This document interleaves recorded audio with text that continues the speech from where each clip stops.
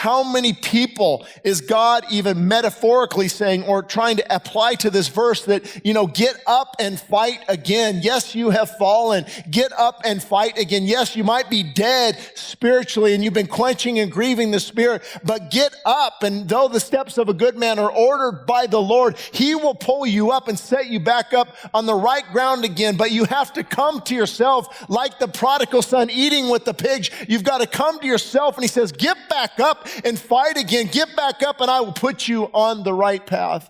God is calling to those people. And then we keep reading in verse 13. At the same hour, there was a great earthquake, and 1/10 of the city fell. In the earthquake, 7,000 people were killed, and the rest were afraid.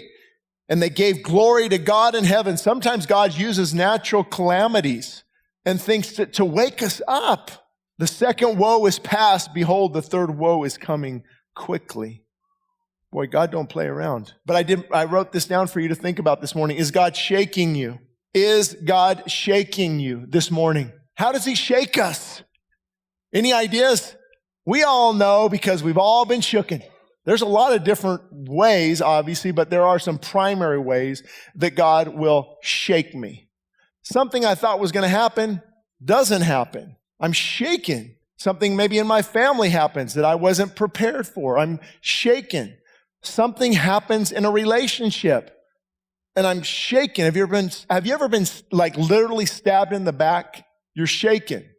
Things happen. Have you ever got that call from the doctor and you're shaken?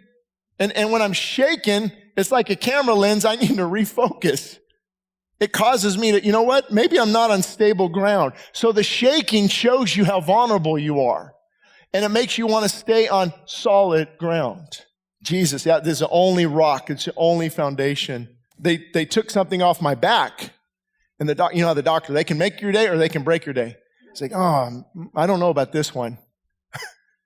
If it's going to come back cancerous, then we're going to have to go an inch square and really do some surgery on you. I'm like, what the heck? Everything was fine 10 minutes ago. And did the results come right back?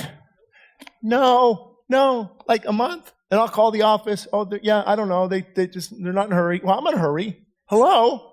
We see this sometimes too. Things are kind of good. And then you wake up and you get a letter on the table and it's your spouse saying, I'm done.